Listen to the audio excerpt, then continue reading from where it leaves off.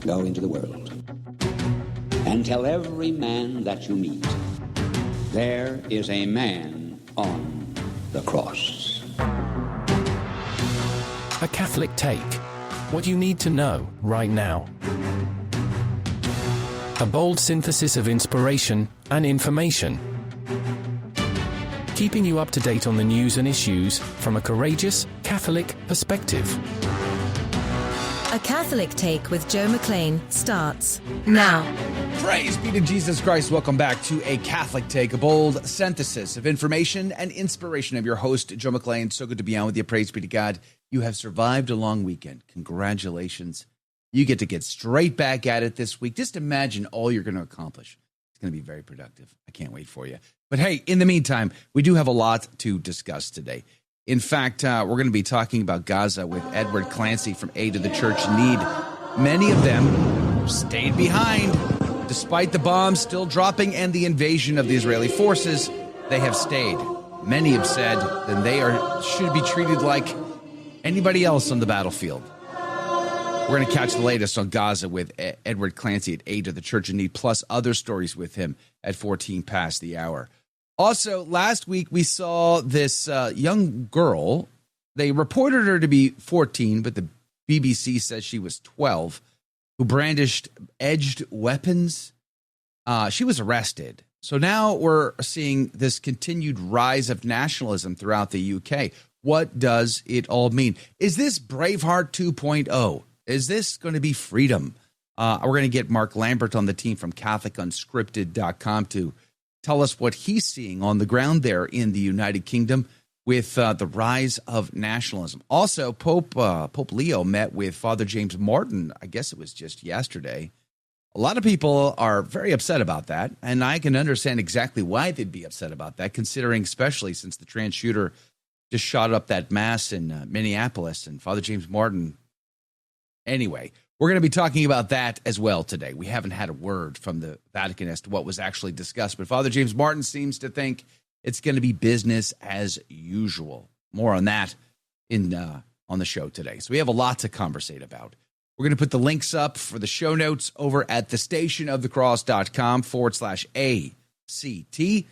We'll jump into it. Plus, I guess we're going to have a brand new ACT bingo game in the after show. So if you want to win prizes, then you got to play ACT bingo with us when we go into the live feed on the after show over at thestationofthecross.com/ACT. New bingo cards issued today. Be prepared for that. Let's pray. Let's jump in. In the name of the Father, the Son, and the Holy Ghost. Amen. Remember, O most gracious Virgin Mary, that never was it known that anyone who fled to thy protection, implored thy help, or sought thine intercession was left unaided. Inspired by this confidence, I fly unto thee, O Virgin of Virgins, my mother. To thee do I come, before thee I stand sinful and sorrowful. O Mother of the Word incarnate, despise not my petitions, but in thy mercy hear and answer me. Amen. In the name of the Father, the Son, and the Holy Ghost, and now your saint of the day. King St. Stephen of Hungary, pray for us. Stephen was born in the late 10th century, the son of the pagan Grand Prince of the Hungarians. He and his father were baptized by St. Adalbert of Prague, and the young prince married Blessed Gisela of Bavaria, sister of the future Holy Roman Emperor St. Henry II. After his father's death, Stephen cemented his rule over the Hungarian lands and sought to create a true Catholic kingdom. He gained the approval of Emperor Otto III and Pope Sylvester II, and the Pope sent Stephen a royal crown as a sign of his favor. Stephen was anointed and crowned King of Hungary, and immediately consecrated his new kingdom to the Blessed Virgin Mary. Stephen's efforts to convert his people inspired the Pope to title him Apostolic King, an honorific also borne by later Hungarian monarchs, including Emperor Blessed Karl of Austria. Stephen and Gisela's only child, the pious Prince Emmerich, tragically died young while hunting boar. He was canonized alongside his father less than 50 years after Stephen's death, which came on the Feast of the Assumption in the year of our Lord 1038.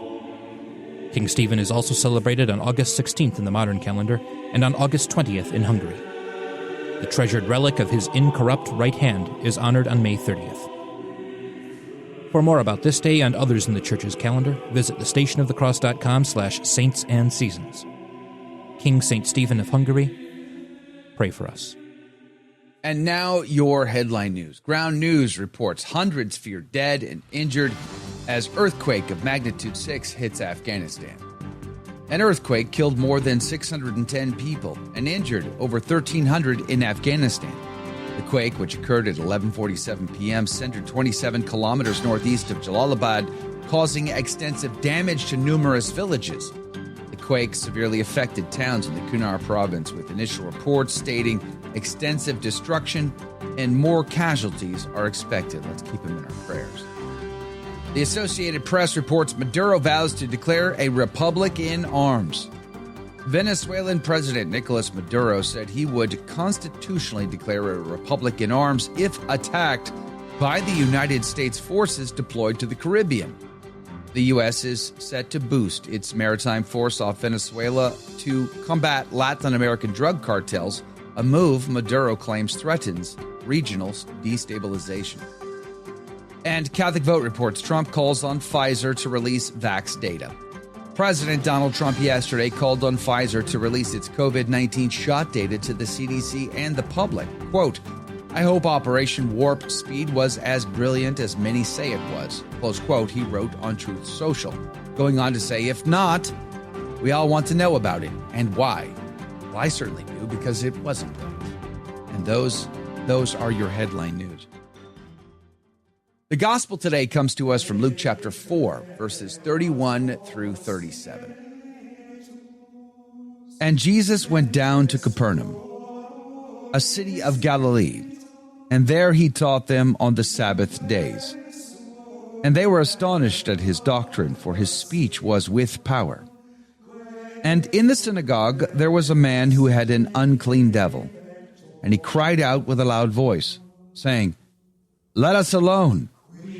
What have we to do with thee, Jesus of Nazareth? Art thou come to destroy us? I know thee who thou art, the Holy One of God." And Jesus rebuked him, saying, "Hold thy peace, and go out of him." And when the devil had thrown him into the midst, he went out of him, and hurt him not at all. And there came fear upon all, and they talked among themselves, saying, "What word is this? For with authority and power he commandeth the unclean spirit, and they go out." And the fame of him was published into every place of the country. The Gospel of the Lord.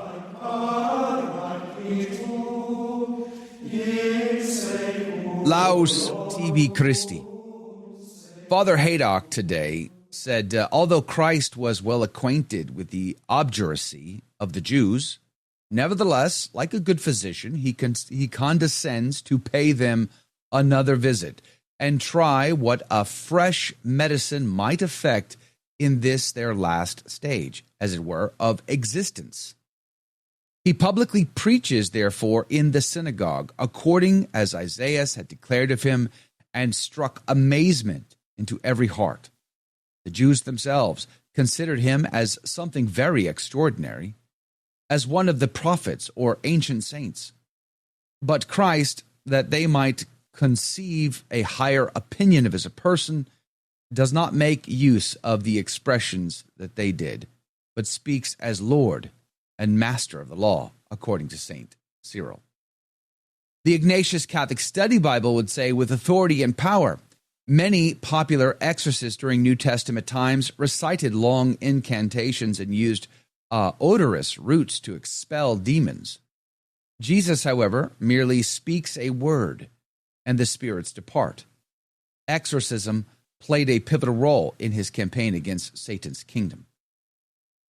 The Navarre Bible, a commentary I don't really often even refer to, but today it said, the Holy One of God, the Holy One par excellence, is the anointed of God, the Messiah. By speaking as he does, the devil is telling the truth, but Jesus does not accept the testimony of this, the father of lies. The devil sometimes utters true things in order to disguise error and to sow confusion. By telling the demon to be quiet, Jesus shows that we need to be prudent and not let ourselves be deceived by half-truths. He commanded the demons to be silent because he did not want the truth to be spoken from their unclean mouths, nor to allow them to insulate the evil of their will into the hearts of men. Yea and amen. I think this is a lesson that we'll come back to when we speak of Father James Martin.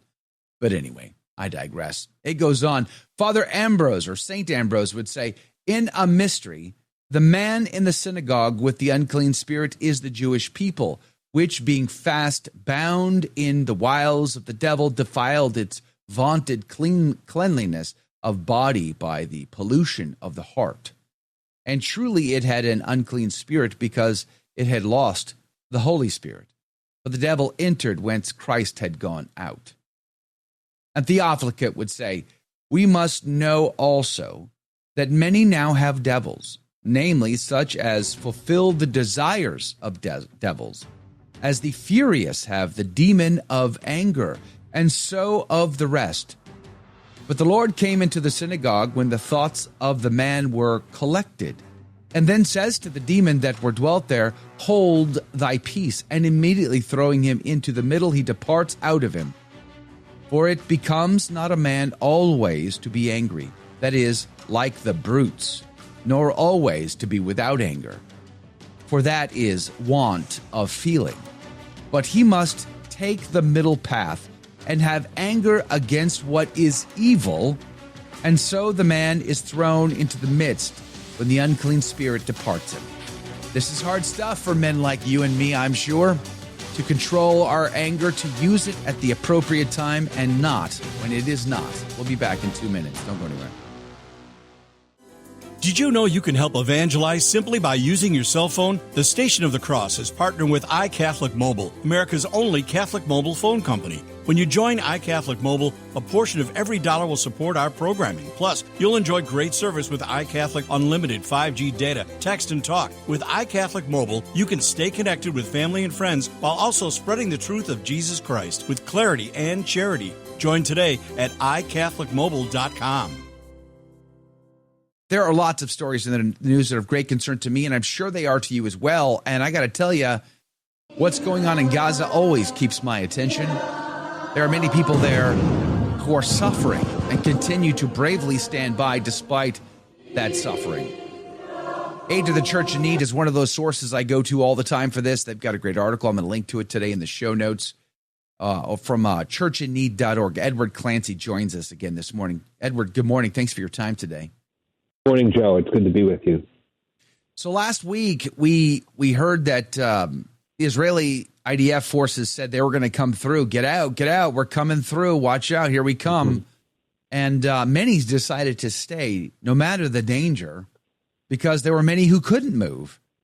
What is the latest story going on in Gaza right now?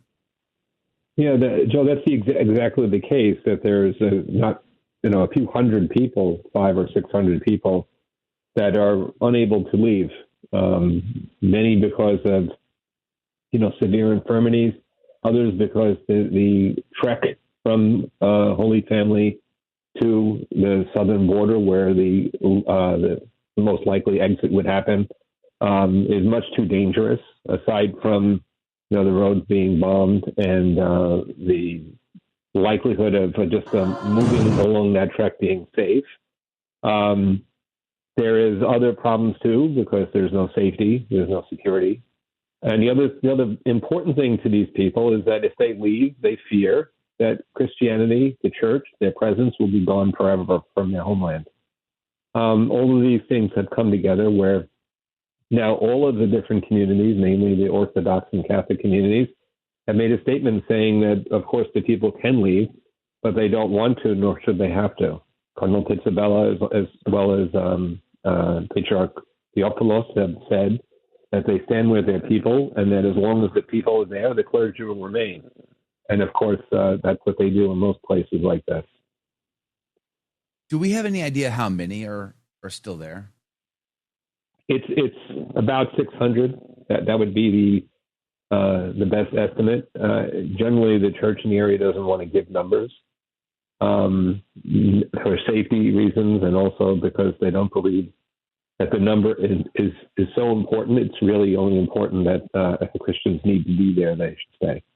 Mm. And do they have food and water? Well, limited. Last year, we were lucky enough to have helped bring in some food, a few tons of rice, and also there was some water purification materials brought in. That is now, 8 months ago. So all of those things have whittled down the possibility of there being a healthy food supply, et cetera. I would say that the Christians in the Holy Family complex do have calories, but not very good food. The other big problem is medication. There have been just under 100 people who have died in the area, the Christians who have died in the area. I think it's 80 or so. From obviously, a few were killed. There were 2 women that were shot by the IDF, and then more recently, another 3 were killed when the rocket or tank attack happened on the Holy Family complex. And then there were at that time about 20 or 30 that were injured, and some had to be evacuated. But the rest remain. And so it's a difficult situation, obviously. And if Israel does do what they promise and do an invasion, it could be horrible. So I think that's one of the big questions in my mind. What is actually being promised by Israel at this point? Because I get that there's still hostages that they want freed. I can understand that. That I understand. But I still hear talk of a displacement, of still trying to move these people out permanently. And this is something you and I have talked about many times, and every time I do, I always get myself in trouble. But I feel like there's something more than just hostages at stake here. There is a land grab still going on. Are you hearing the same reports? Is there any truth to that, or is that all just media manipulation? That's most likely. We can't know what will happen or what the intentions are. Is it a negotiation tactic where you promise much more than you want to happen and expect less to happen? We can't necessarily know that. Everywhere in the Middle East where Christians have come into this conflict, we just celebrated, if you call it celebrated, 10th anniversary last year of the attack on Iraq. And that community is down, 90%, 85%. Even if we look at the Christians in Palestine, back in the last, we would say real census, Christians represented about 10% of the Christians, 10% of the population in Palestine. Now, in Gaza especially, they're much lower than 1%. Maybe in total between Gaza and the West Bank, they're 1.5%, maybe. We see that 90% or 85% destruction of that population in the last century. So regardless of what's going on as far as a land grab, this is obviously a de-Christianization of the region, whether it's intentional or it's just the poor after effect of a war. But it is that Christians will be diminished. I mean, they're less than half of their population within the last 2 years in Gaza. So I saw a headline over at the Daily Caller today. It says, exclusive, Trump acknowledges Israel is losing control of Congress. It seems like the tide is shifting a wee bit on Israel. Used to be, I think, worse if you criticize Israel at all. Good grief. It's like a death sentence. But now it seems like a lot of people are becoming more and more critical of Israel. And if I'm not mistaken, I've been seeing lots of reports of this. I'd like to get your take on that. In that there's a lot of internal protest against Netanyahu's government from Israelis themselves, who also want this war with Gaza to come to an end. And they say it's gone too far. What's your reaction to that? I would say, and without getting super political on this, that Netanyahu is in a sense has boxed himself into a corner in that the wing of the parties that are keeping him in power in the parliamentary system are expecting exactly what we spoke of, a complete takeover of the Gaza Strip, complete push out of all of the Palestinian population.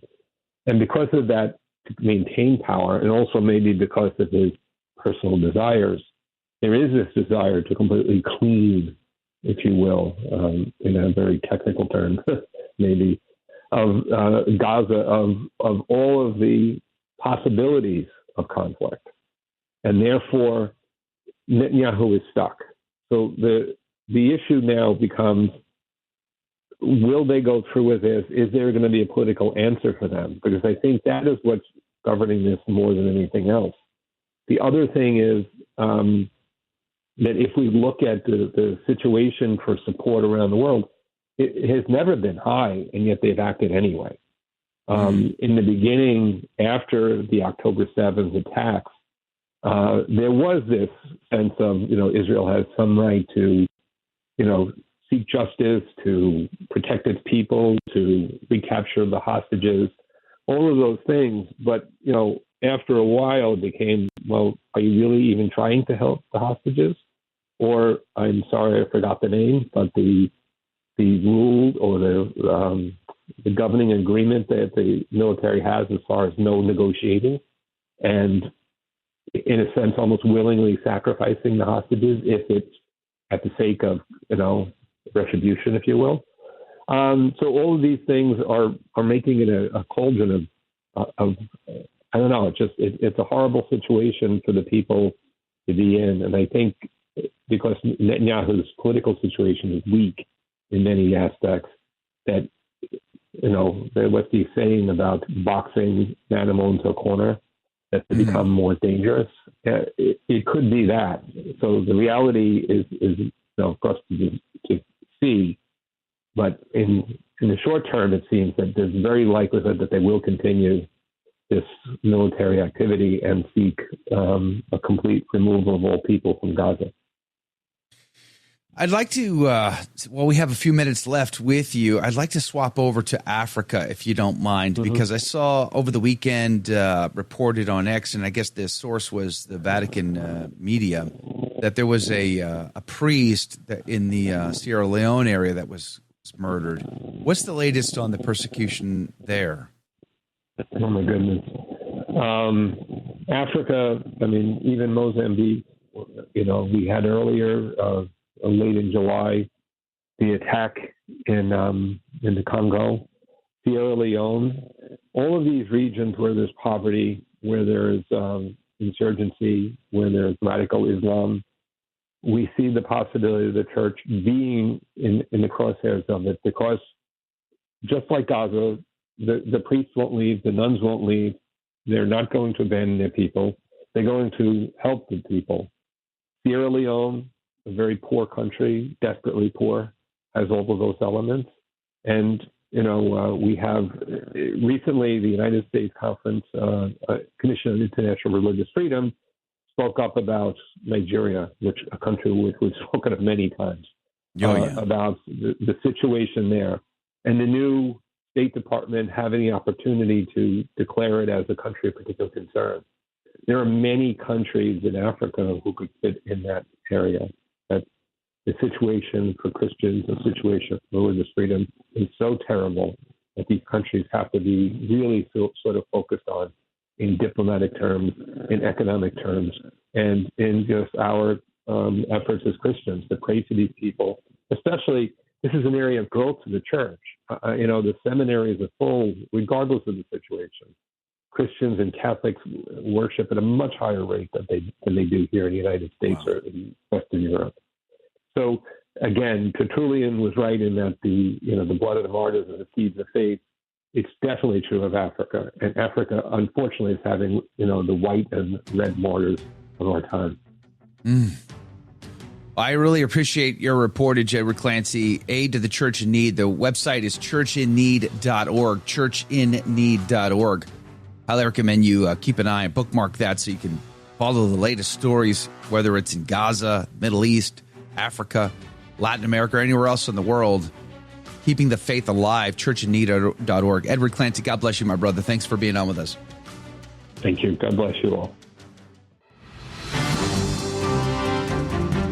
Praise be to Jesus Christ. Welcome back to A Catholic Take, a bold synthesis of information and inspiration. I'm your host, Joe McClain, and here are your headline news. LifeSite News reports Father James Martin says Pope Leo will show same openness as Pope Francis to LGBTQ Catholics. The Pope met with Jesuit priest Martin, known for his fervent pro-LGBT promotion within the Catholic Church, in audience at the Apostolic Palace on Monday morning, according to the Holy See press office. Following the meeting, though, Father James Martin shared on social media X that he is profoundly grateful for the audience with the pontiff, adding that the message he took from the meeting was that Pope Leo will be continuing with the same openness that Francis showed the LGBTQ Catholics. However, the Holy See has not released a statement on what was actually discussed. More on that coming up. Ground News reports Naom accuses CBS of deceptively editing interview about Abrego Garcia. On Sunday, Homeland Security Secretary Kristi Naom appeared on CBS's Face the Nation to defend deportation efforts involving Kilmar Abrego Garcia, while CBS excised nearly 30 seconds from her answer, omitting her detailed accusations and leading Naom to criticize the edit as whitewashed. Facing intense backlash, CBS News released the full interview on YouTube hours before Secretary Kristi Naom's critique on X, drawing comparisons to a $16 million settlement last month. The episode adds to scrutiny of CBS amid earlier editing controversies, as critics say the cut deprived viewers of key facts shaping views on immigration enforcement and public safety, intensifying political pressure following President Donald Trump's attack on media editing. And Catholic Vote reports Rudy Giuliani to receive Presidential Medal of Freedom. Trump yesterday announced that he will award Rudy Giuliani the Presidential Medal of Freedom, praising the former New York City mayor as the greatest in the city's history and an equally great American patriot. Also, Giuliani was involved in a motor vehicle accident on I-93 north of Manchester, New Hampshire over the weekend and is in the hospital recovering. And those are your headline news. Speaking of headlines, praise be to God, last week there was this report about this young girl in Scotland who brandished an edged weapon, a knife and a little hatchet. She was reported to be 14, but according to the BBC, she was actually 12. And Scotland Yard's telling us not to jump to any conclusions about what her motives were or any of that, not to spread misinformation. So I don't want to spread any misinformation. But I do love all the memes that are flying about with her in like blue face paint. Like, is this the Braveheart 2.0 we've been looking for now for 30 years? Where's Mel Gibson when you need him? But joining the team now from CatholicUnscripted.com is our good friend Mark Lambert to give us the truth from the fiction. Good morning to you, Mark. Thanks for your time. Hey, Joe. Good to see you. Right. You're not in blue paint. I expected you to have like the Pictish blue face paint on today. Fire. National pride. Yeah, no, sorry.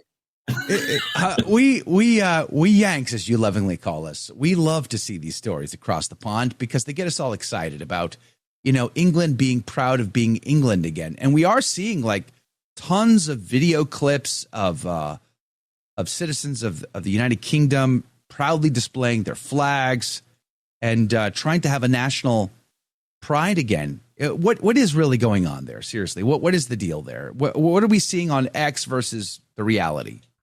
Well, I think the flag thing is a real thing. I was in France last week and came back through the tunnel. And as we drove into Kent, drove up the M2, it was amazing to see that, they put up the cross of St. George over all the bridges on the motorway as you went up the road. So I think for those of us who see that as a positive thing, that our society it needs that glue of cohesion. It sounds weird, I know, to Americans because you're naturally very patriotic, I think, generally speaking. But there's been a real drive, I think we've spoken about it before here in the UK, to completely eradicate that especially from our younger people. And it's this idea that the progressive, intelligent, civilized perspective is that we were very naughty people in the past, and that we must continually say sorry for all the naughty things we've done. A bit like the Columbus Day fracas that you have going on over there. So there's also mixed in with it this, what you call soccer, what we call football. What you call football, we call rugby. But anyway, the soccer thing, where, the British fans had a terrible reputation, or the English fans were going abroad and starting fights.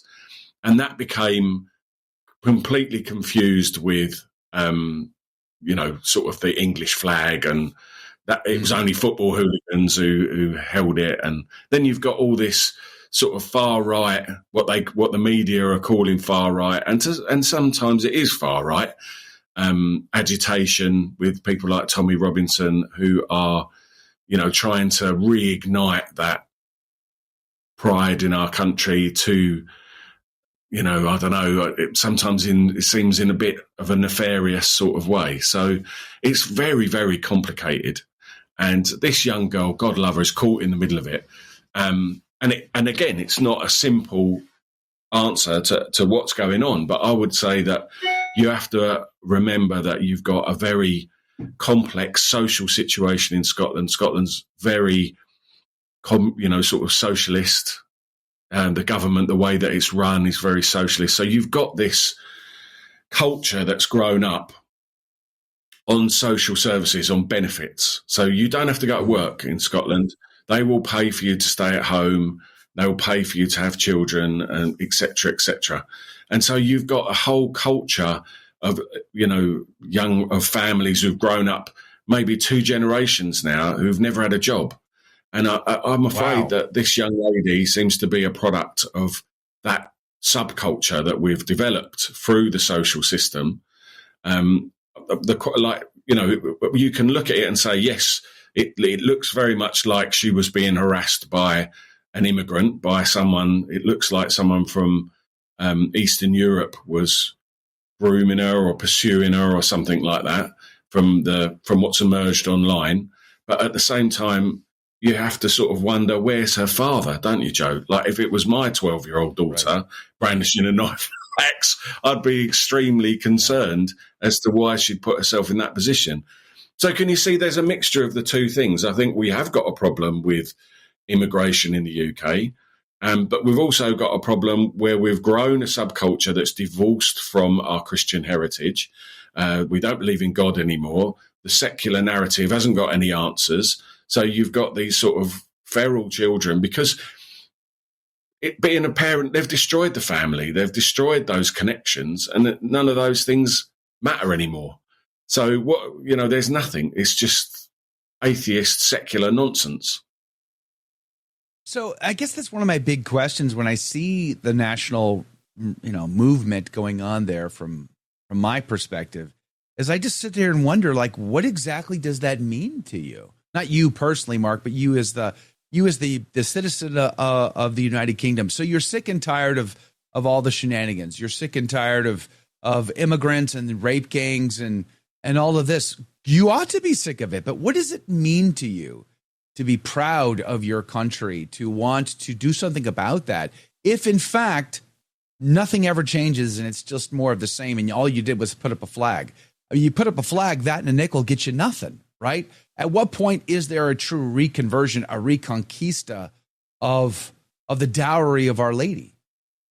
Well, that's the real issue, Joe, that you put your finger right on it there.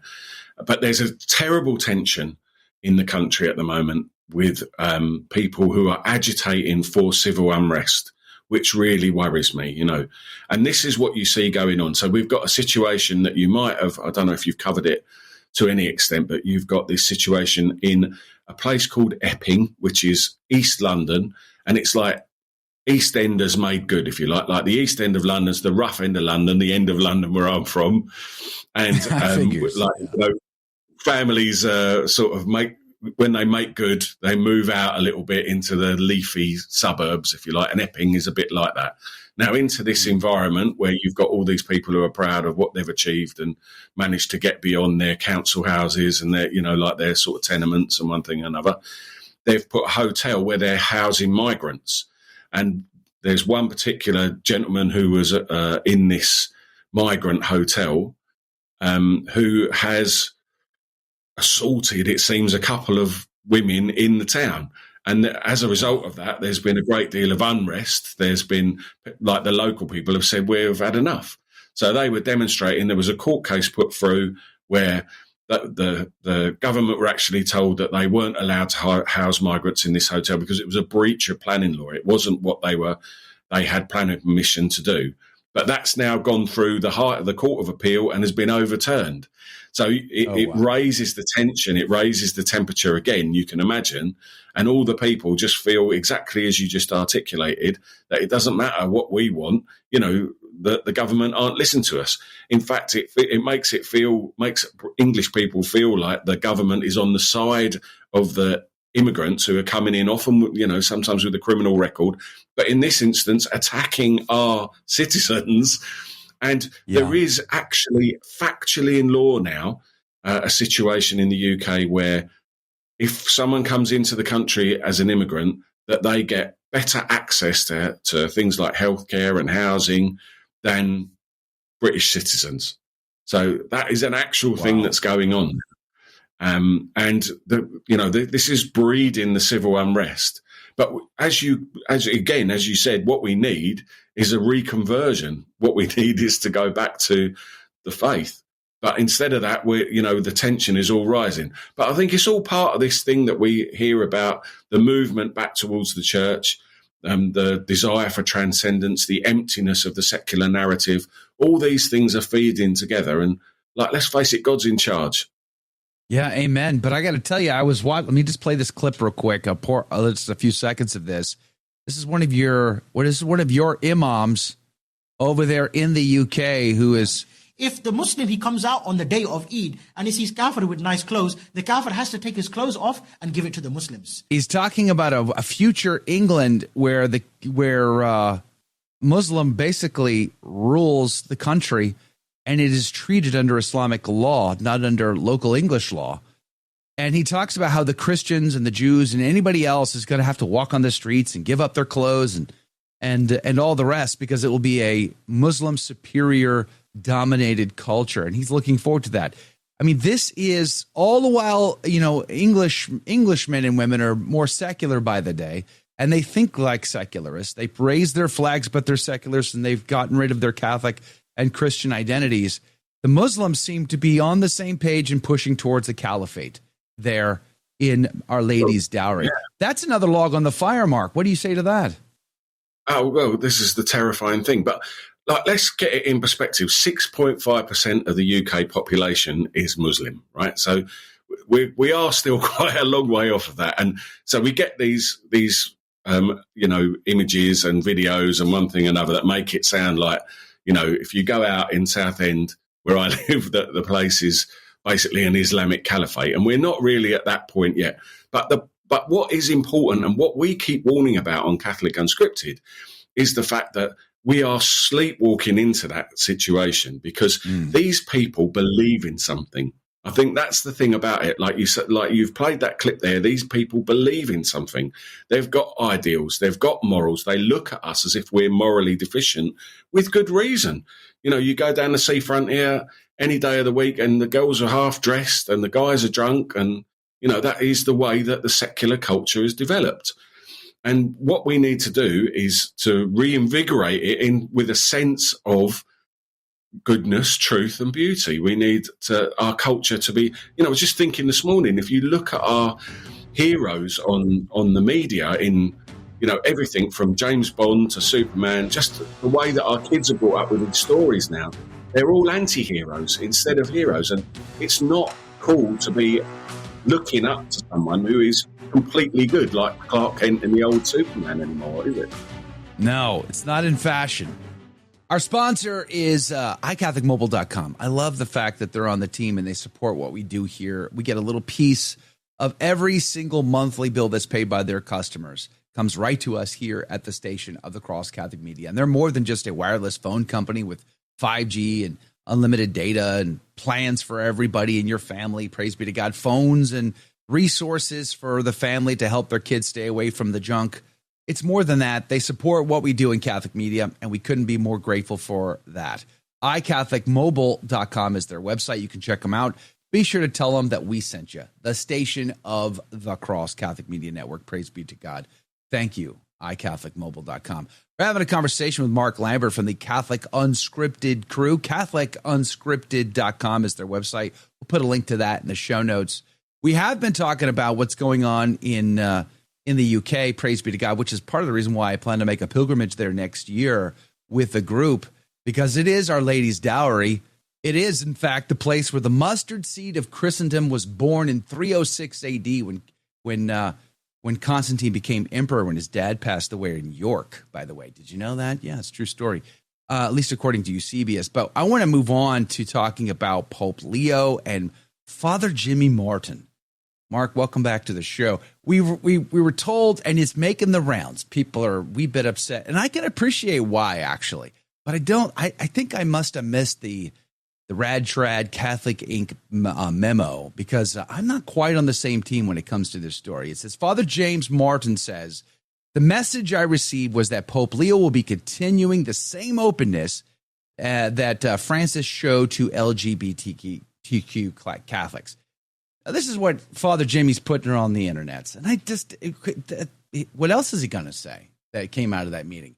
Yeah, Pope Leo chastised me, and he shook his finger at me and told me to become Catholic again. Like, I just wouldn't, it's not a real expectation. So what I'm saying is, and I want to get your take on this, is I don't have an issue with Pope Leo meeting with Father Jimmy Martin. I don't have an issue with Pope Leo meeting with Nicolas Maduro from Venezuela. Like, he's the Pope. He should be meeting these people. The question is, what is he saying? What is he saying, I think, is the big question. But what do you say? How do you take this? Yeah, well, I have to say I was upset to see, because it's so obvious what Jimmy Martin is going to do with the pictures. And he's done exactly what you would expect him to do, and said exactly what you would expect him to say. So I have to say my own, group of subscribers on Catholic Unscripted, we've been having a little chat about all of this stuff. And they are very, very upset about it, because it's a big signal. And the way that I think about it is, why is he meeting with this priest who's a heretic? Right. I hate labeling people as heretics, but I mean, you've got this situation where this guy is known for one thing, Joe, isn't he? And that is for promoting a heterodox perspective on same-sex attracted issues. He's not known for anything else. That seems to be all he does. And just recently, he was promoting a version, a different version of Scripture, a new gospel, to quote Galatians 1:8, And if you look at 1 Corinthians 6:9, I don't want to be all Protestant and quote Scripture at you, but I think if you it's look our at book, it doesn't belong to the Protestants. It belongs to it's us. our It's book, fine. exactly. It's ours. Don't have no shame in that. So if you look at 1 Corinthians 6:9, you've got a list there of people who will be barred from heaven. And it says male prostitutes and sodomites. Now, what do you do with that if you're a Catholic? Do you ignore, what's Jimmy Martin do with that? And if you're a priest and you're saying, oh, don't worry about 1 Corinthians 6:9, it's just one text out of, the consistency of Scripture is incredible on this issue. I don't see how we can rewrite this issue. So I do remember when Pope Benedict XVI met with someone controversial, he would issue a statement afterwards explaining what the meeting was about. And I think this is unwise of Pope Leo, because it makes us all upset. I mean, Rich Raho, do you know how we all call him Ho-Ho online on Twitter, the school teacher who's, one of the big Popoliters. He was saying that the way that James Martin was sat is reserved for people who are heads of state, and trying to make a big thing out of that. And then loads of people online have posted pictures of him of Pope Leo with the FSSP and all manner of other people in exactly the same. But the point is that the Popoliters are going to do that, and Leo is not an idiot. He's not naive. He must know that this would be used and manipulated in this way. So it's concerning, it's a worry, and it's a breach in his. I think that the way that he's been dealing with these issues, like with Cardinal Burke and has given me great hope. And it's very elegant. He's not confrontational. He's, like on the Pachamama thing the other week, I felt like he just taught what the church teaches, And that's all we want a Pope to do is, that's what their job is. That's all we want him to do is just teach what the church teaches. Yeah. And, what's going on? What's this? Who is this bloke? The only reason he should be meeting with him, I think, our friend Michael Hitchborn said, the only reason to meet this bloke is to excommunicate him, Draw him back into the church. Like, Father, have you ever considered becoming Catholic? I want to encourage you. I want to invite you today to pray with me right now, Father Jimmy Martin, and become Catholic. That would be an amazing thing. And I agree. If Pope Leo issued a statement or the Vatican issued a statement clarifying this is what they discussed at this meeting, then I guess that would be one thing. But we haven't heard anything about that. But that's not the only meeting that was had that was somewhat controversial. Here was another one.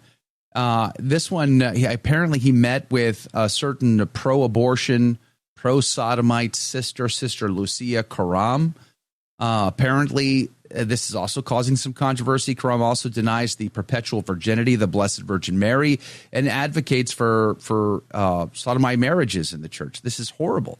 She's apparently an Argentinian Dominican living in Spain. I don't know much about this person, but I guess I'm just not surprised that he meets me. I don't have any issue whatsoever with the Pope meeting anybody, no matter who they are, no matter how bad they are.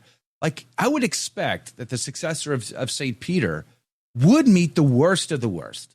I feel like that's part of his job, is to reach out to the lost and to help win them over. And therein lies the key.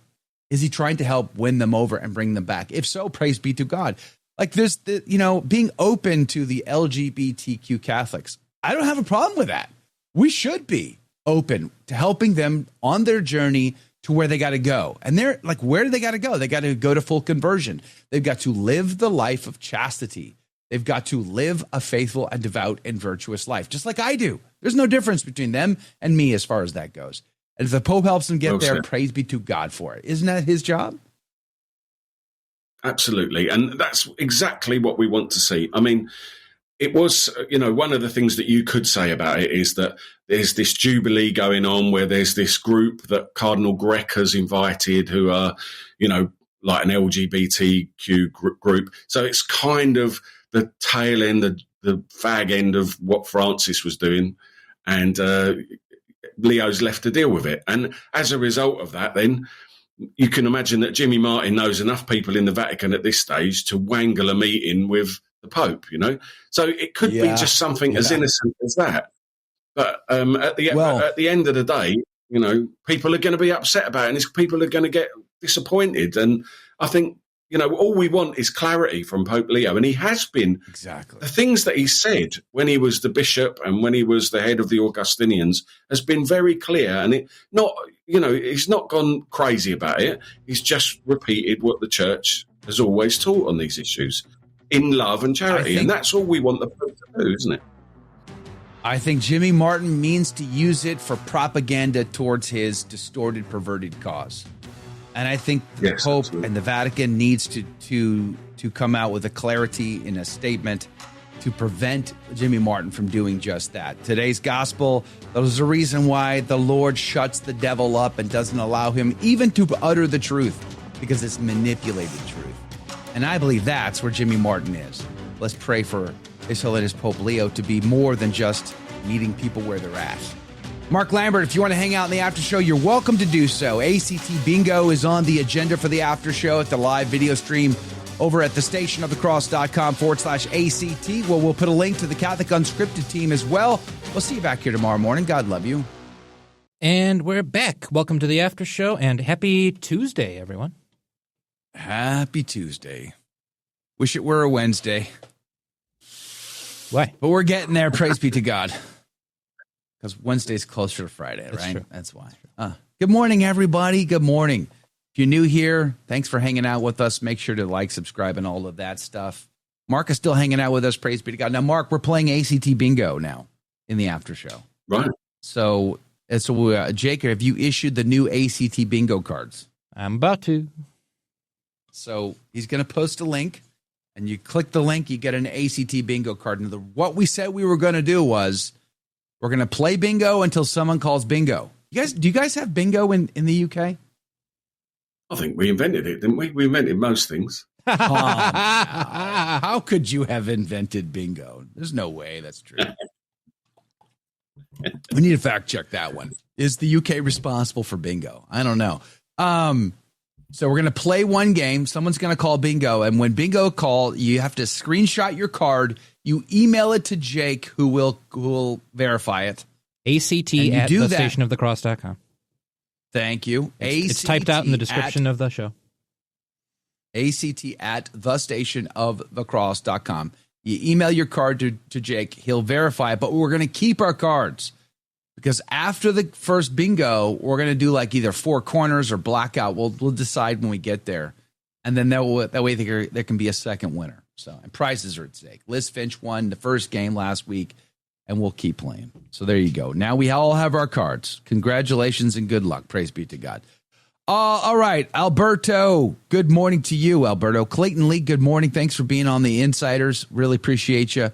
Mac is here. Feels like a Monday. Does feel like a Monday, doesn't it, Mac? Oh, so like a Monday. Christine OFS, good morning. It is the whole card or 5 spaces. For bingo, it's just 5 in a row, right? Just 5 in any direction, but in a row.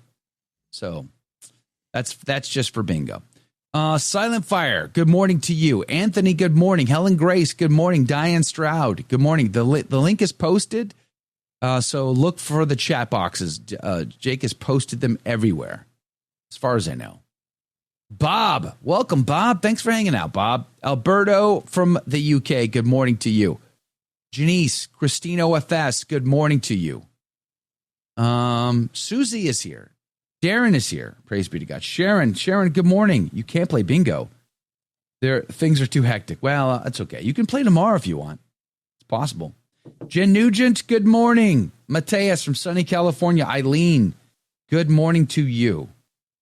T Storm, good morning to you.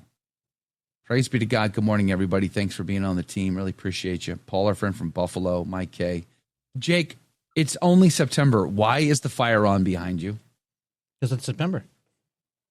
It's listen, winter doesn't even begin till February. So what are we doing? Enjoy a nice bonfire. Nice full fire, cozy fire in the fireplace. It's way too early to be having fires. Oh, it's not. You don't have bonfires in the summer? No. There's literally a bonfire for St. John's Eve, midsummer. You get the bonfire blessed. Yeah, I'm breaking out the fire. What are you going to do? It's been kind of chilly. It's been a chilly start. Has it? To autumn. What's the weather in the UK right now, Mark? What's the temperature over there? It's about 20 degrees Celsius. I don't know what that is in American, but it's kind of rainy and stormy, and it's really weird because it's like summer has ended. Like in the matter of one weekend, that's the end of summer. We're into autumn now. So that's fall. All you get is one weekend. That's terrible. That's terrible. What is 20 degrees translated? I don't even know. I have to figure that out. 20 degrees. 20, not 200 Celsius. So is what Fahrenheit? 68 degrees. Wow. It is 68 degrees. It's still like right now. It's probably 90 degrees here in Texas, and it's still early. It's 74. I take it back. It's 74. So you're right. It's cold. It's time for a fire. Mm-hmm. If it's down to 74, we're pretty much like burning furniture to stay warm at this point. If it's already 74, the problem we're having is it's raining, thunderstorms still all the time. What do you guys think about the Father Jimmy Martin Pope Leo meeting? Let me know what your thoughts are there. We can get back into that. Christine OFS says, good morning to you. Thanks for hanging out. Thanks for being on the team. Glad you got your card. Praise be to God. Susie, good morning. Australia invented Australian rules football. See, now what you started there, Mark. So we have some folks from down under hanging out in the show every day. And I would say good morning to them, but it's like nighttime. So good evening to you. You mentioned football earlier and you got them all riled up. So what a silly comment that is, though, Joe. Australian rules football was invented by Australians. Oh, really? Who sent that in? Sherlock Holmes? Don't mess with Susie. We like Susie. She's number one on our leaderboard. Don't mess with Susie. She's a great lady. Praise be to God. Just because you're jealous of Australian football, it's not a reason to be that way, Mark. Okay, listen. Just because Australia obviously has the greatest rugby on the planet, clearly. Hey, speaking of soccer or football, when is the next World Cup? Do we know when the next World? Yeah, when's the next? When is it though? When's the next one? World Cup next year. Is it next year? 2026. That's okay. So that's the year that the Americans are going to win the World Cup for the first time. Mark my words. That'd be something, wouldn't it? Write it down. Couldn't it be amazing? What will happen to the rest of the world if America ever wins the World Cup? The rest of the world would probably quit soccer altogether. They'd probably never play the game again. Dave's Jew 93, good morning to you. Thanks for hanging out and being on the team today. What happens when we get to four corners? Listen, we're going to play regular bingo first. Regular bingo first. You got to get 5 in a row. Someone calls bingo. And then after that, we'll play a second game of either four corners or blackout. I'll decide there. We get there. Dave's Jew says, good morning, Joe. I'd be more at ease if Leo revealed the nature of the Martin meeting. I would agree 100%. That's something we just talked about. I firmly believe Leo is going to play that middle ground as much as he possibly can. But I would advise him, not that my opinion matters, nor should it matter, but I would advise him, if I could, to meet Father Jimmy and then issue a clear statement after. You know, we got scandalized when Nancy Pelosi showed up to hang out with Francis and all these other people. I don't have a problem with Francis meeting Nancy Pelosi. Like, Francis could have been the greatest person on the planet to try to plant a seed to bringing her back into the faith. I believe that's his job. So, yeah, meet. It's fine. I don't have an issue with meeting. But what did you talk about and what did you do? And if it wasn't about Nancy, your soul is in danger. I'm concerned for you. If that wasn't the conversation, then Francis failed his job. And in this case, if the conversation isn't Father Jimmy Martin, I see that there's a rash of transgendered violence in America. People are being murdered by these folks. Why are you walking around acting like that's like not a big thing? It's a big thing. You need to come back into the fold. Like, that needed to be the conversation that they had. You know, it could be polite, it could be charitable, it could be soft, it could be middle of the road, but at least have it. You know, just have the conversation. And then tell the whole world this is kind of what we talked about. That's what we want to see. If we could do that, praise be to God. But I got a feeling Pope Leo was just trying to play that middle ground, you know, keep everybody a little bit happy. And I think that's my biggest concern. It's not meeting Father Jimmy Martin. Like you said in the show, though, it is an important ministry. And, you know, you could argue that James Martin is the person who has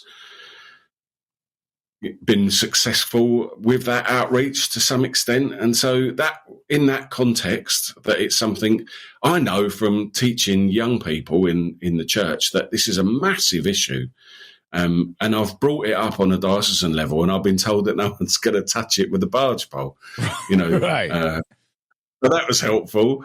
So it's down to sort of the lay people, isn't it? You know, Steve Everett and whatever to deal with the issue. But it really does need to be tackled, I think.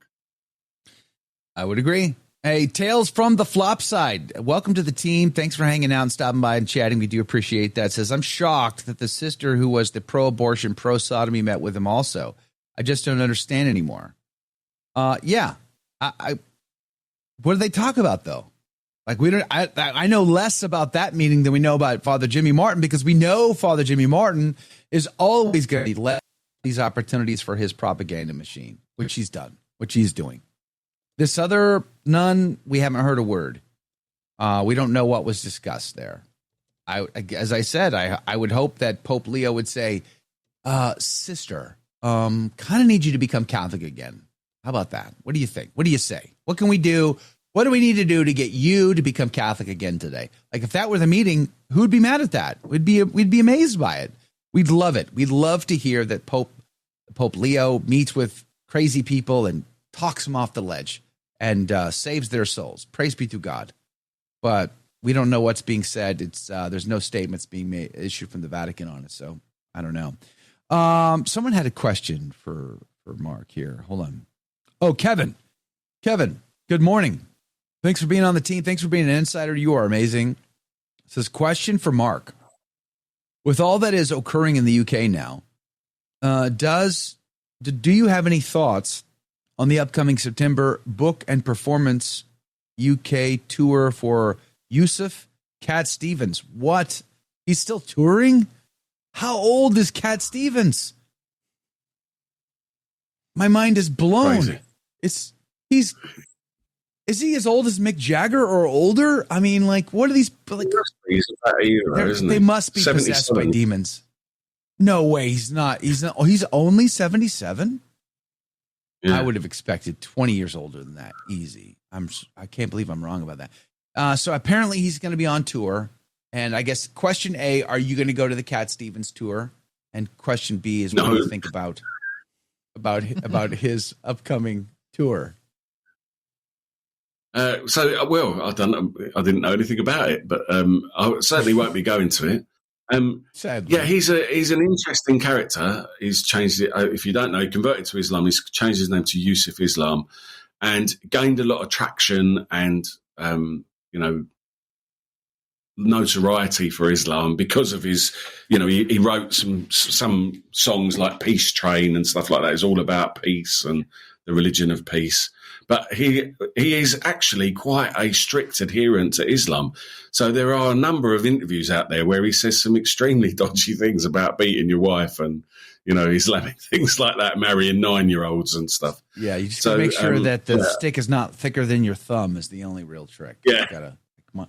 Yeah, not all thumbs are equal. Some thumbs are like, this thumb is wider than this thumb. So I guess I'm going to go with the left hand just to make sure I get a thicker stick. But that's the rules. Sure should appreciate it. It's bizarre. You should listen to the whole of that clip that I played. That guy, he is really out there. The point he was making is, because according to Islam and their laws, Sharia laws or whatever, non-Muslims are not allowed to walk on sidewalks.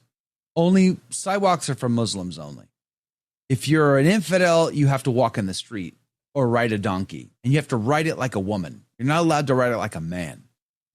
And the theory that he proposed was, what will happen is wives will see that their Christian husbands are treated like dogs and don't stand up for themselves, and therefore they will be more attracted to Muslim men.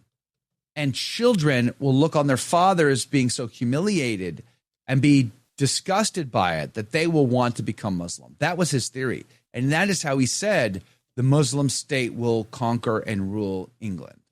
That's what he said in that video. And I thought, A, that's insane. B, like, people listen to this nonsense. And B, Christian men need to stand up for themselves and for their country and for their community, for their wives and for their children, because crazy people like this are spreading insane ideas in their backyards. But how crazy is it, Joe? He's just repeating what the Quran says. He's just a good Muslim. Yeah. He's just being a good Muslim. That's what's really scary about it. Yeah. But in the UK, we've got two problems. One is that you've got more increasingly amount of Muslims in leadership roles in Parliament and running councils and stuff like that. So this is where you see the Sharia thing being pushed. But also, very interestingly, you might have heard of a couple of characters, Mohammed Hijab and Ali Dawa. They've both got big YouTube channels with millions of followers, and they do apologetics. Dawa is Islamic apologetics. And they're very, aggressive in the way that they do apologetics. So they'll go out and they'll question people on the street and say, do you believe in, what do you believe in? Do you believe in God? And then they'll quote the Quran, and, they're able to put good moral arguments together. And apparently this is a thing that young boys are being attracted to, young boys, especially in school, because Islam has got clear lines. And who's the representative of the Catholic Church? our bishops aren't saying anything. So there's no clear moral line. And I mean, forget about the Church of England, because they just believe in all the secular mess anyway. So, you can see how in the culture wars that Islam is clearly winning, because it's kind of simple. There are 5 pillars of Islam. It's very strict. It's very male orientated. And, young boys who are looking for something to follow, they latch onto it. Exactly. And this is the Andrew Tate thing, right? Like, this is what he was been saying. Exactly, why he became a Muslim, why he apostatized from the true faith. And because of the perception of masculinity. I don't want to say it's true masculinity, because it's not. It's fake. It's false. But it's the perception of it, right? It makes it terrible. By the way, I think it was Douglas who said it's Cat Stevens has 9 lives. It's true. It's true. I can't believe he's only 77, though. That's crazy to me. I would have felt like he would have been a lot older. Who is like God? Wisdom is here. Good morning. Thanks for being an insider. You are amazing. Appreciate you. It says, why doesn't Father James Martin have the courage to speak with people that don't agree with him in the public forum? Because he's a contrarian. Because he has an agenda, and that's all there is, right? He has an agenda. He doesn't want to give voice to that other argument. We have to reach out to these people who have same-sex attraction, or people who suffer from gender identity. We need to be reaching out. We need to be discipling them, helping them to understand who they are. An attack on identity is an attack on God himself, because we're made in his image likeness. So when you attack that identity, you attack God. And that is part of the reason why we see the tragedy unfolding in Minneapolis, which, by the way, Father James Martin came out immediately. And what did he say? Don't attack trans people. Don't blame them. It's not their fault. I'm sorry. These people are living twisted, perverted lives. And if we don't do something, not only will we not help them, but we're definitely not going to help the people they're going to hurt.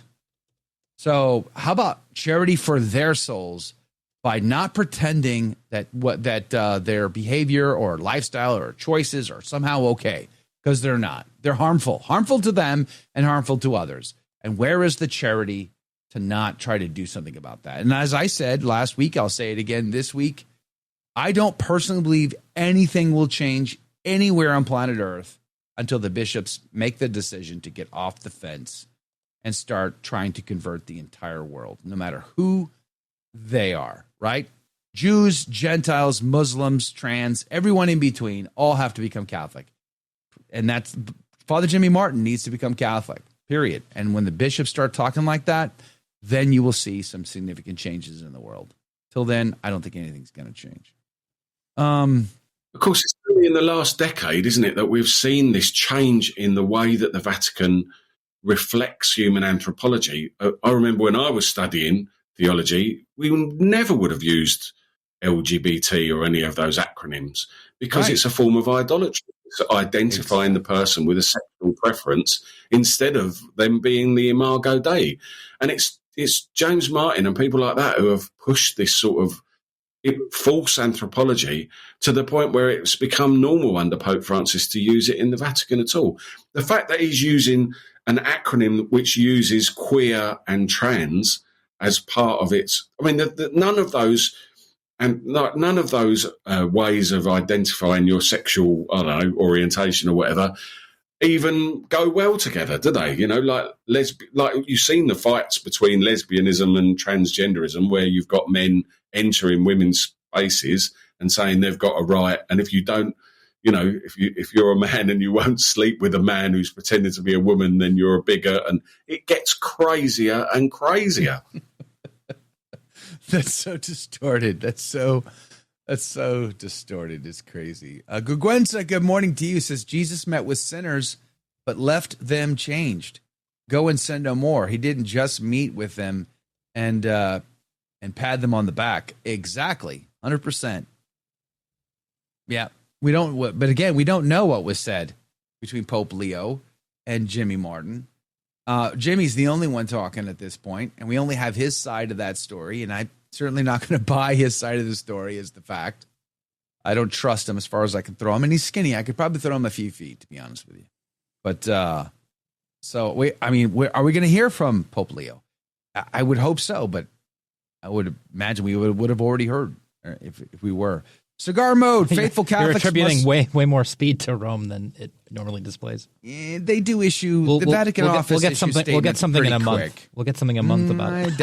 I doubt it. Mark that. Someone fact check us in a month from now. Yeah. Will there ever have been a clarification issue? No, probably not. Let's revisit this in a month and see how that goes. My guess is no.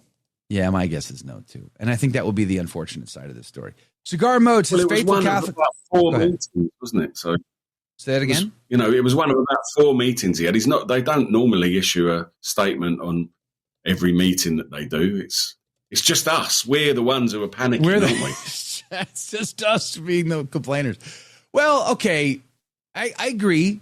The guy meets a lot of people, and I certainly wouldn't expect something from him personally. But like you said in the interview, he's no dummy. He understands perception, and when you got a Father Jimmy Martin and this nun lady, you got to understand that the perception is going to be very, very negative, and you wouldn't want that to be the narrative, right? So perhaps you whisper over to your assistant, "Hey, make sure the Vatican communication office issues just some clarity on what we talked about here." All right, great, and then you move on to your day. Like maybe the Pope thinks, oh, it's no big deal. It's just Jimmy Martin. I don't know. But I have to believe he's smart and he's in tune, especially as an American. He probably has been exposed to a lot of American media, Catholic media, and our sort of take on things. So I have to believe he understands. He's not ignorant to it anyway. But what do I know? I don't know. I'm a nobody. What was like a cigar mo? Where'd you go? Faithful Catholics must stop adopting the language of the left. Speak truth. It will cost you, but Christ guaranteed it. Yeah, I kind of think along those lines too. Stop using their slogans, their whatever, to sort of signal like go along to get alongness, almost like friendliness.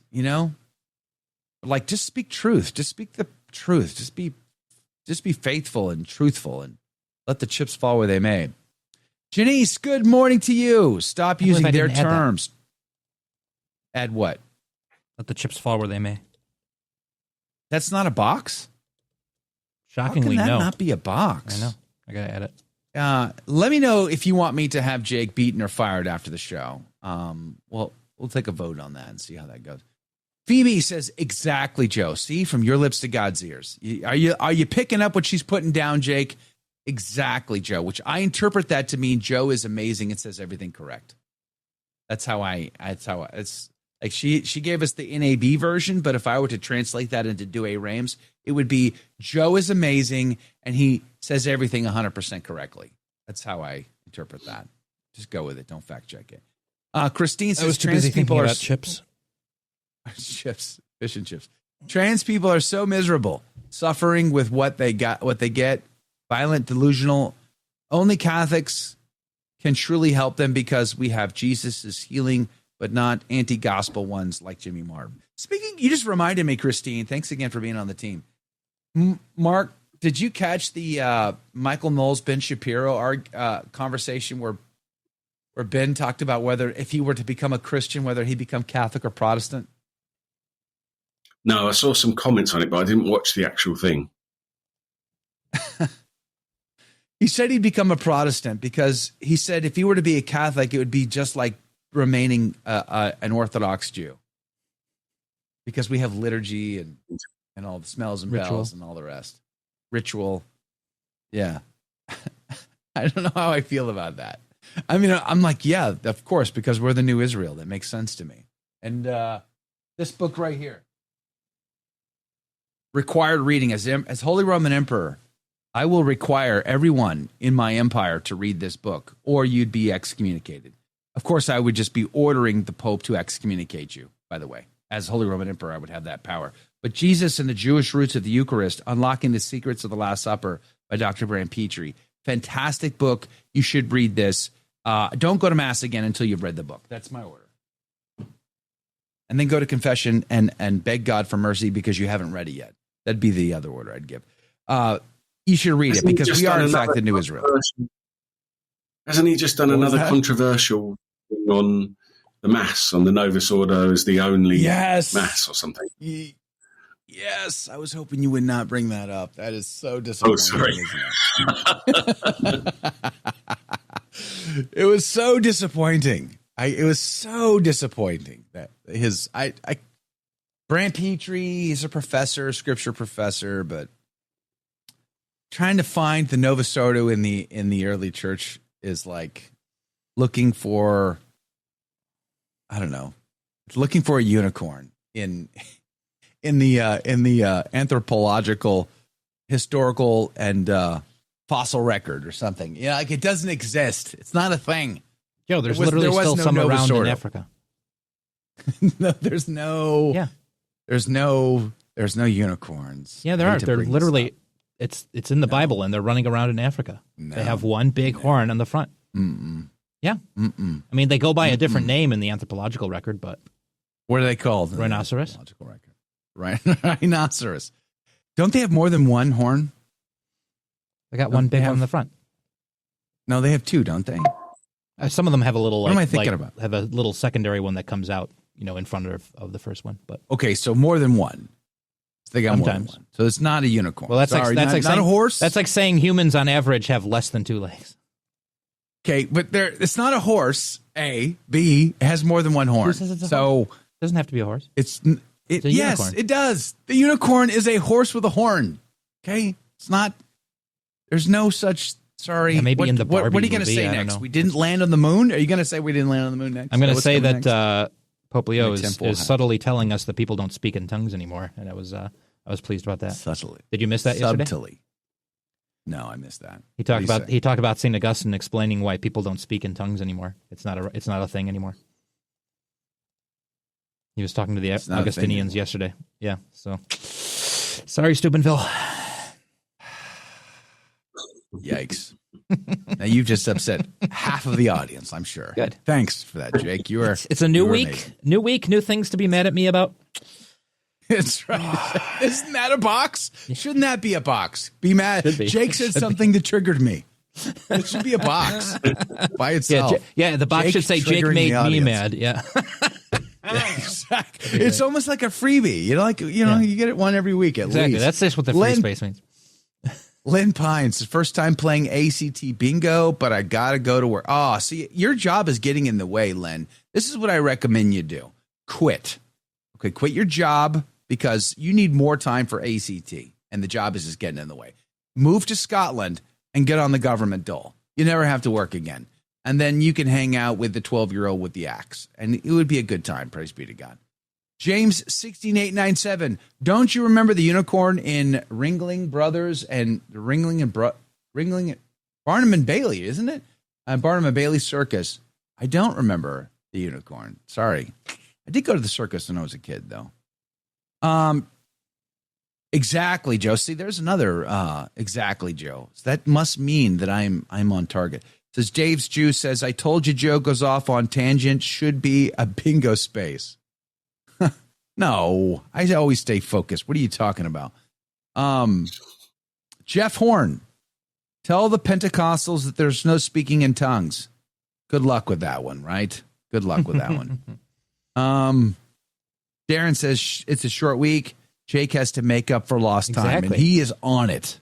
He is all over it already. Speaking of busting myths about animals, fake animals that don't actually exist, the Velociraptor. How many people love the documentary film series called The Jurassic World that has been coming out? Did you know that according to the actual evidence, the actual fossil records, the raptor is about as big as a turkey? Not quite what we've been told. Not quite what we've been told. Improximus says, we used to believe that JP2 said the TLM in his private chapel. Okay, hold on. I don't think I've ever heard that JP2 said the TLM in his private chapel. He didn't. There is no subtlety. The Pope says and does what you hear and see him say and do. There is no secret meaning to it. That's good news. I'm still stuck on the TLM thing. Have either of you ever heard that JP2 said the TLM? I've heard it said that people said this. I've never actually heard someone say it. I've heard allegations that everyone was saying back in the 80s and 90s that he said the TLM privately. I never heard of that except from people complaining that people said that. Yeah. I've never come across anyone alleging that or anything.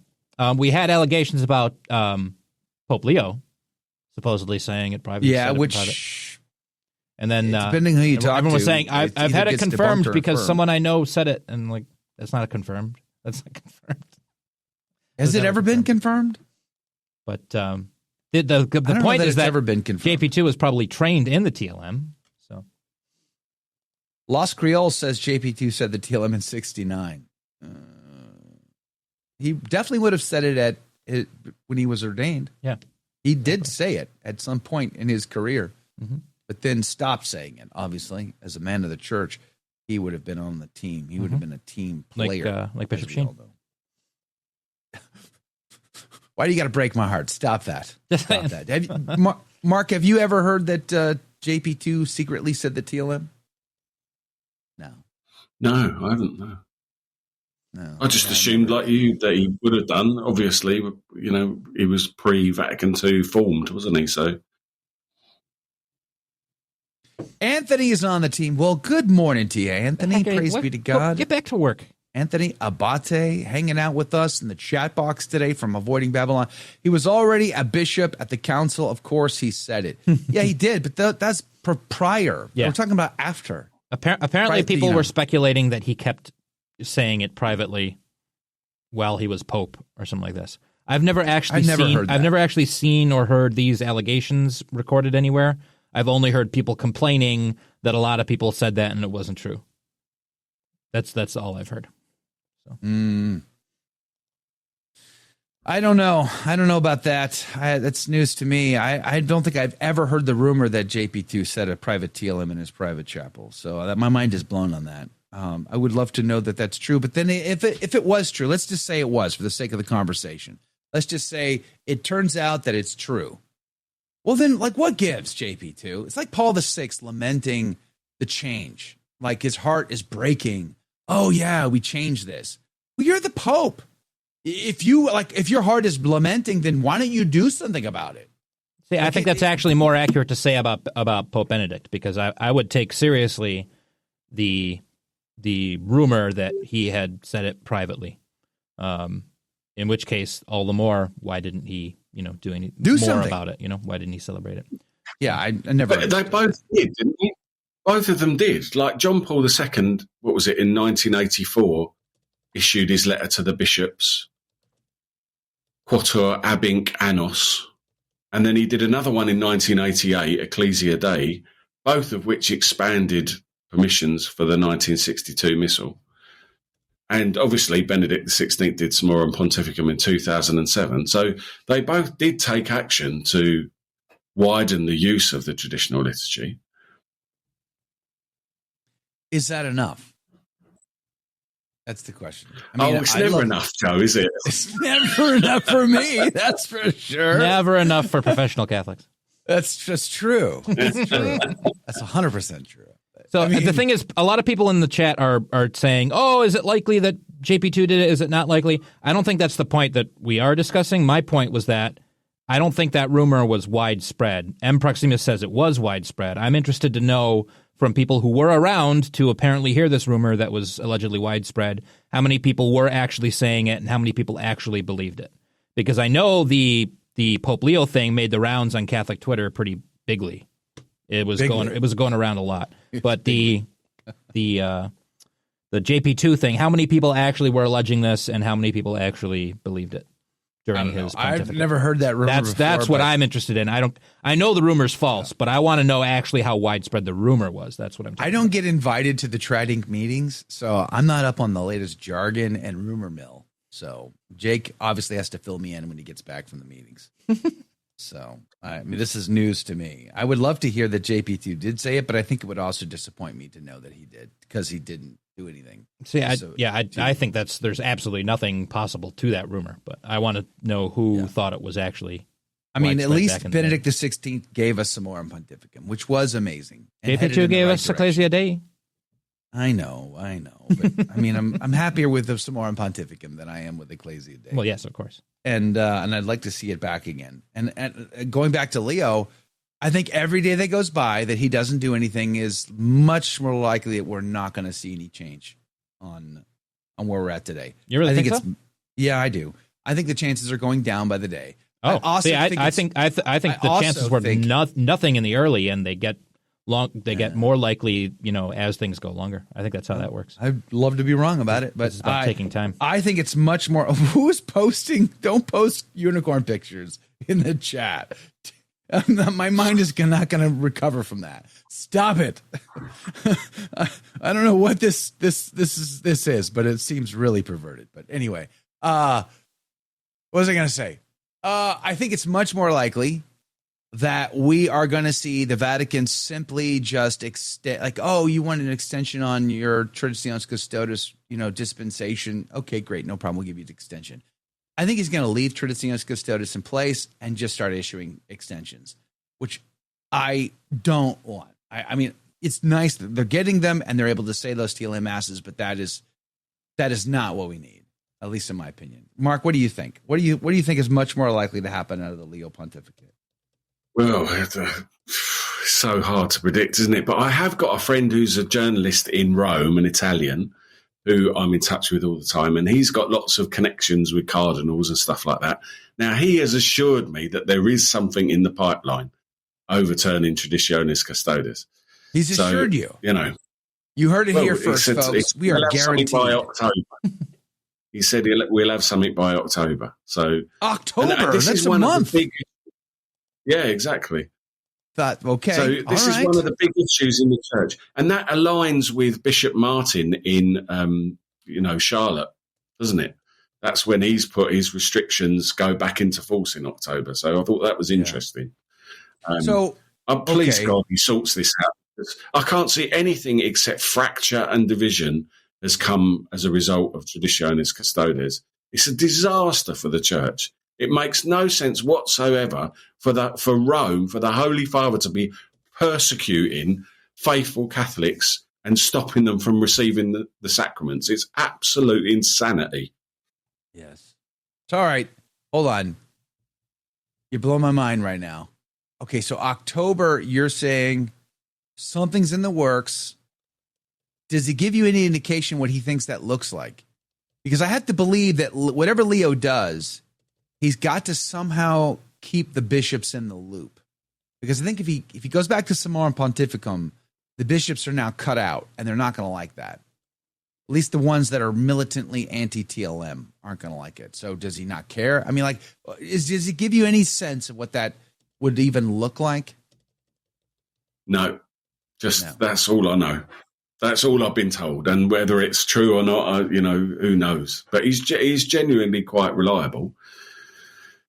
So, and it makes sense to me that something would be done to sort it out. It's just a ridiculous situation, and this is a priority in the church. That's what when Francis issued it. That's what I thought. This is the priority in the church. Let's start a big fight over the liturgy. It just doesn't make any sense whatsoever.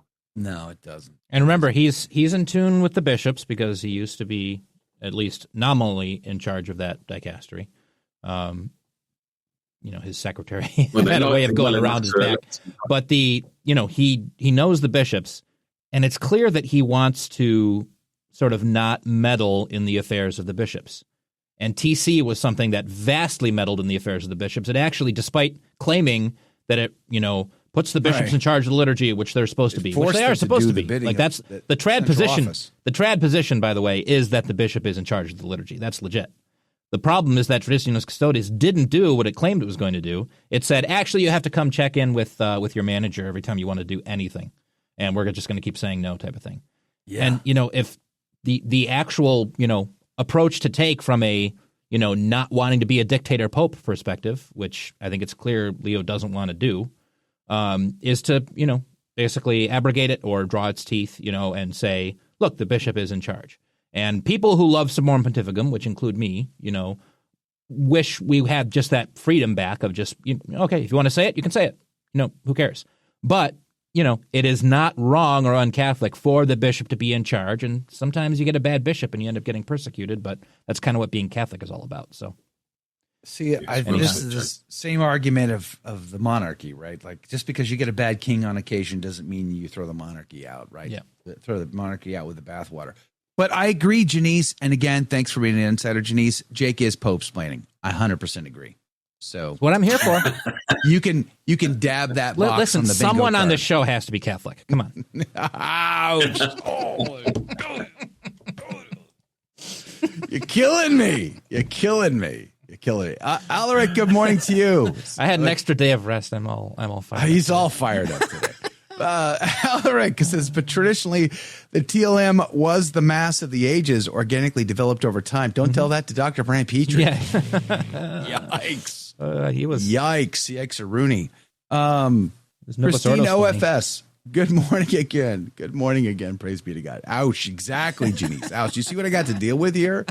Like, I mean, I'm sure he's probably cashing Michael Lofton checks right now. I wish. Making huge bank off the Loftonites. I could afford a jacket that actually fits. That'd be great. You could. Praise be to God. Agree, Mark, says Susie. Look what you gave her so much grief over her Australian football, and still she's charitable to you. Says, agree, Mark. The Latin Mass is the mass of the ages. It will never be forgotten. It can't be forgotten, right? Yeah, we know it won't be. No. I mean, yeah, it's basically impossible for it to be. It is a tricky piece of business, though, because has this been more like this? I brought this up with Nicholas. I didn't debate him. I didn't want to debate him over it, but like the whole SSPX, my biggest issue with the SSPX is like the total ignoring of the local ordinary and his wishes for his diocese. Like they don't even ask whether or not they're going to build a chapel in some guy's diocese.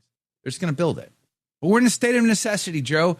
That may be true. And I do agree that we are in a kind of a critical crisis moment, but I don't believe that's a get out of jail free card that we can do whatever we want and it just justifies everything. I don't believe that either. And I would rely heavily upon Athanasius of Antioch, or Athanasius of Alexandria, and his story in being, exiled 7 times. What was good and what was not bad. I mean, that was a true crisis. And you look at his behavior and what he did and didn't do, I think is a model for us. I think if the local ordinary said, I don't want your chapel being built in my diocese, I would say it would be the higher road for SSPX to not build that chapel, even if they were still ministering to faithful within the diocese, providing, the traditional form of the Latin Mass or sacraments or whatever, but just not building the chapel. I would say that would be a higher and better road for them to take the high ground.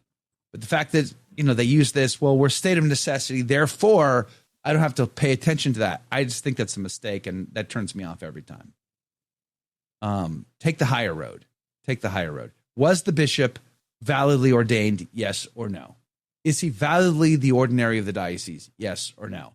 If yes, then he has authority there. Whether you like him or not is beside the point. Whether you think he's a good man or not is really beside the point.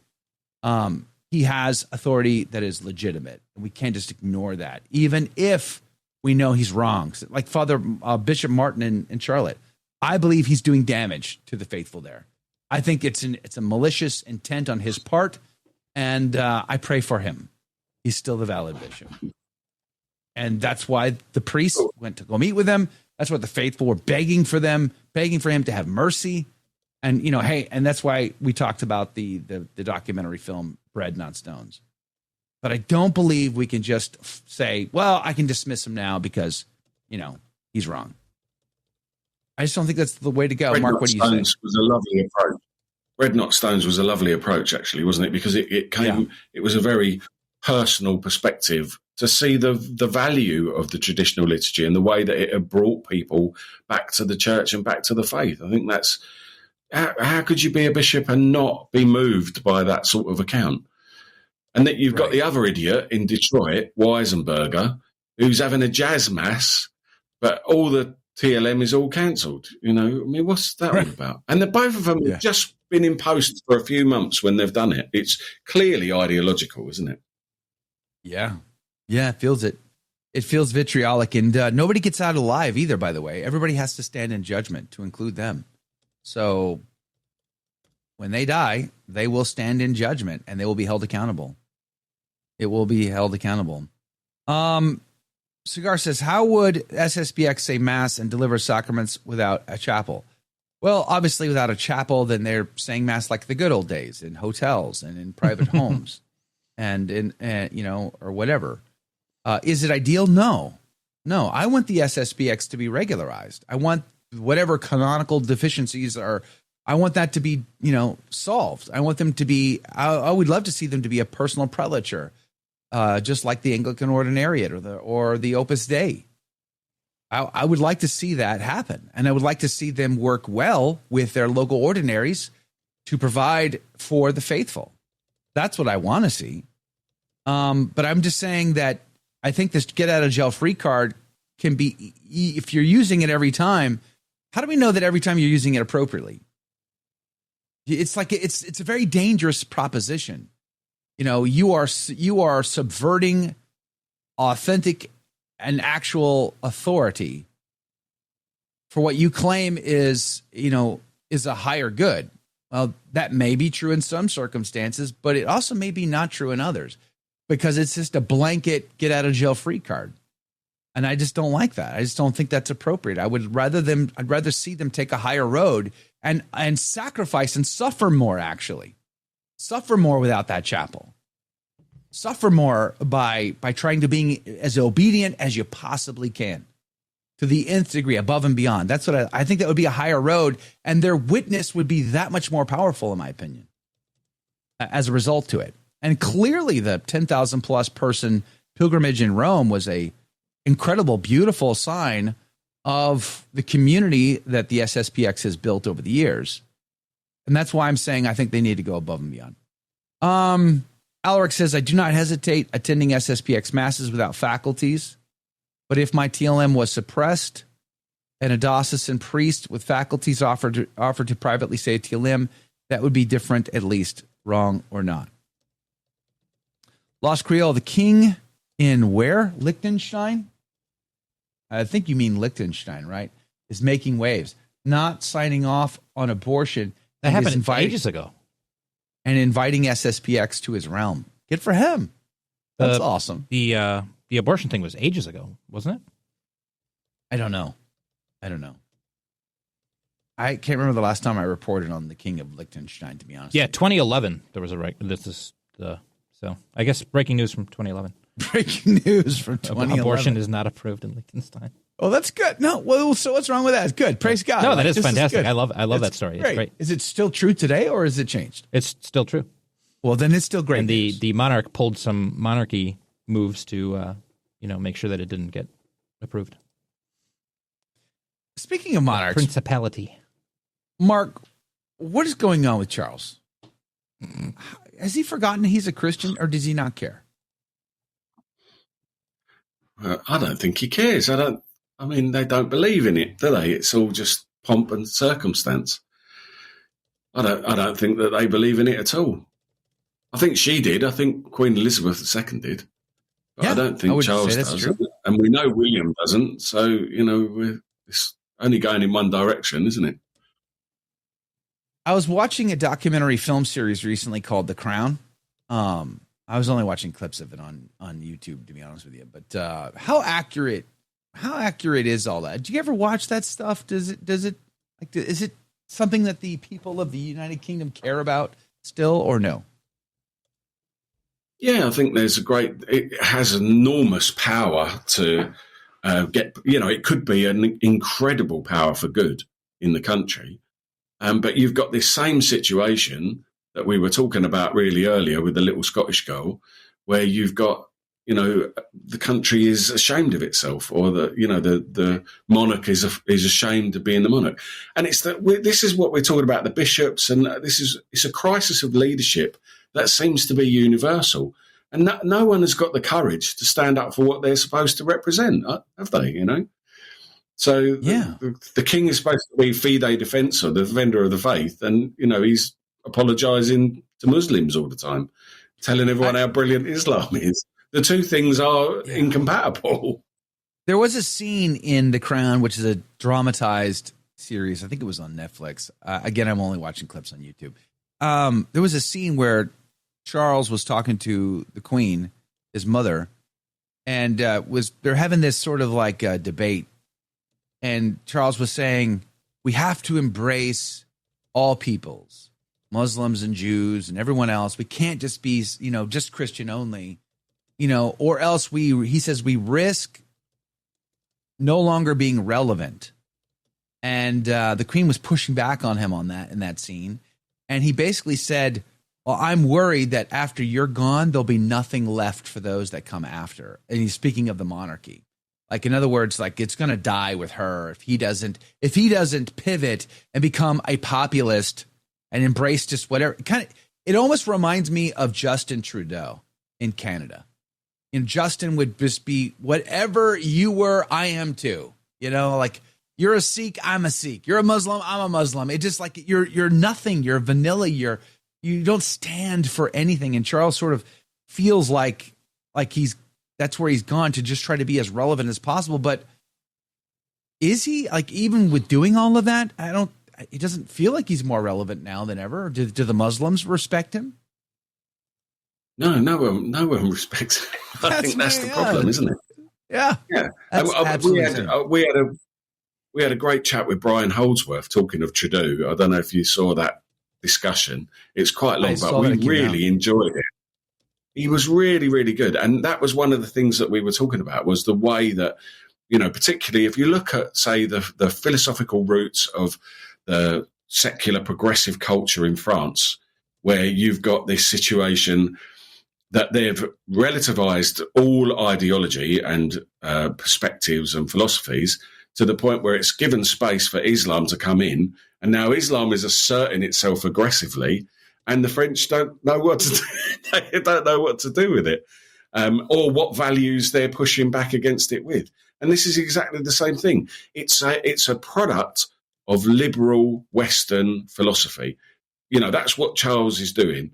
And it's a particular thing in America, and it's a particular thing in the UK, that we've got this sort of Protestant philosophical position, which liberalism came about to sort of try and sort out the problems or the deficiencies of Christianity, and obviously failed, and things just moved in a different direction. And all that that's done is made a space for erroneous ideas to creep in, like fascism, for example. Yeah. But Islam is the one that I think we're really facing the challenge with at the moment. Or transgenderism is another one. And we can't combat it because we've accepted relativism to such a point that we are unable to state what the objective truth is anymore. It's absolutely crazy.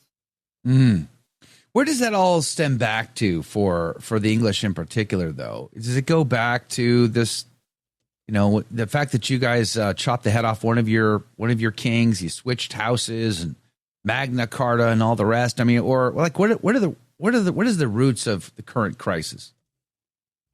I think it goes back to the Reformation in the UK. So, in France, it's a little bit different. I think you've got the sort of leading up to the Revolution, where you had a dethronement of the church, and there were problems feeding into it, weren't in the church in France, in terms of Gallicanism and Jansenism. So there was a pushback against that sort of thing. But this is where you get these philosophical ideas, from Rousseau and people like that. And even Descartes, Descartes, who was a Catholic, and, when he wrote Cogito ergo sum, when he wrote I think, therefore I am, was actually trying to prove the existence of God. But ultimately, all he did was subjectify reality. It's the opposite of Aquinas, if you think about it, isn't it? And it's often referred to as like a Cartesian turning towards self. So as a result of the thought of Descartes, we started thinking, well, everything is about what I think and feel and experience. So it became a more experiential reality rather than the way that we interact with society. It's like Aquinas would have said, I am, therefore I think, because being follows, doesn't it? Being is the beginning. Being is the beginning. Yikes. Dr. Bob, welcome back. Good morning to you. Says Charles has been lost since his nurse Milk passed away. His milk nurse. Yikes. When did she pass away? Yikes. Meanwhile, today is the feast of King Saint Stephen of the Hungarians, says Improximus. Well, here's to the King Saint Stephen of Hungary. Praise be to God. Susie says the rosary will win over Islam or any other religion. Yea and amen. It would be great if the citizens of the United Kingdom would pray it in mass. Wouldn't that be amazing? That'd be an amazing day. Praise be to God. Or if they went to mass. Yeah. Let's start at the beginning. They'd have to remember how to pray it, right? This part of, but Yeah. England is Our Lady's dowry. This is part of the reason why I want to go to Scotland, England next year on pilgrimage with a group, and we're talking about bringing Joseph Pierce with us. It's not official yet, but I have a schedule in front of me and I'm looking at it carefully. It's jam packed and amazing. I mean, we were able to add the Stoner House to the list, which is, my mind is going to be so blown being at the Stoner House, because that's where Edmund Campion printed his famous work that got him in so much trouble. The only other place I'd really love to add to the list would be to go to Saint Philip of Arundel's castle. That'd be a pretty amazing place to go visit too. Philip of Arundel was converted by Edmund Campion. At Edmund Campion's trial, he was so enamored with this man after having been tortured. To his arguments were so intellectually strong compared to everyone else who was trying to make him look bad, that he converted back to the faith. He begged his wife for forgiveness for all of his infidelities, and he refused to participate in the Queen's debaucheries, which he was very used to doing. And of course, he would spend 10 years in the Tower of London. And that's on the list, is to go visit his cell and see where he etched into the wall. There, as well as Thomas More and St. Margaret Clitheroe. And I mean, the list is jam packed, but England is a very important place when it comes to Christendom. 306 AD, when Constantine's dad dies, the army puts the purple on Constantine there in England. This is where it begins, because according to Eusebius's history on Constantine, it was his dad, Constantius, that kicked the pagans out of his court. It was his dad that began to embrace this upstart Christian religion. It was his dad's influence upon Constantine that when Constantine had to find a sponsor, a god who would help him achieve his goal, which was conquering Italy, he prayed to the Christian God. And then, of course, we get the sign in the sky, by this sign you shall conquer. Some say the night before the Milvian Bridge. According to Eusebius, that's what Constantine swore on oath, that's what happened. The night before the Battle of the Milvian Bridge, I think it was October 28th, if I remember correctly, of 312 AD. Some say it was in April of that year that he had two visions. One was in April, one was in fall.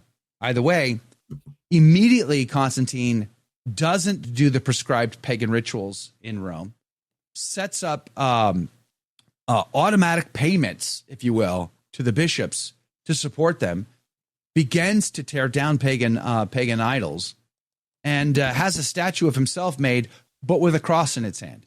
And in his triumph in Rome, which sits right across from the Colosseum, the triumph, all of the marble they hijacked it from existing monuments. They just took existing monuments, tore them down, took their marble and put it on this new one.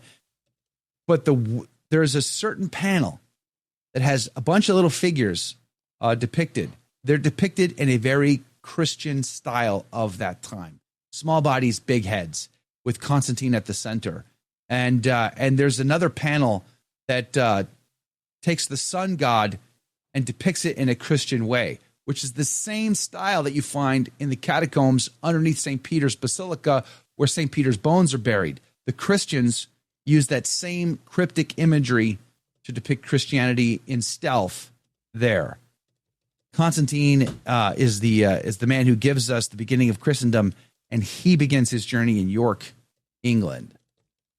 England's such an important place. So as England goes, so goes the rest of the world. So thanks, Mark, for giving us such a bad example. Causing us problems all of it. I'm teasing you, of course. I'm only teasing you. Matt Foltz, good morning. Says, I assumed all priests did the TLM in private. The Novus Ordo doesn't really work if there isn't an audience. It's true. It doesn't really work out well, does it? I can't be too hard on the Novus Ordo. I could, but probably wouldn't do me any favors if I did. Alaric says, Joe, I'm thankful Joe has given more context to what the Stoner House is. The name is a bit unfortunate in a modern context. No green leaves or smoke involved, thankfully. No, they aren't smoke. They do have a beautiful garden. I don't know that they don't grow cannabis in their garden. I can't say that for sure, but not likely to be involved whatsoever. The Stoner House is amazing because that family was faithfully Catholic through the persecution. They paid triple tax just so they can still be Catholic. Recusants. They were willing to pay and suffer to not have to go to the Protestant service and to not have to be ashamed of their Catholic faith. Their chapel still says the TLM today. By the way, that is where we're planning to say Mass. Is at their chapel. There, and the Triquare House, Mary Queen of Scots, put the baby James in slept in that house with the baby James in the crib. We still have her rosary beads. That's what that song is about. At the Triquare House. Sweet Baby James. Rockabye, Sweet Baby James. Sweet Baby James. Yeah. Oh man, you don't. Anyway, we're out of time. Thanks for hanging out, Mark. You are amazing. You're very generous to give us this extra time to roll with the punches and play some ACT bingo and just chat about whatever. We appreciate you. Make sure to check out CatholicUnscripted.com. God bless you all. We'll see you right back here tomorrow morning for another round.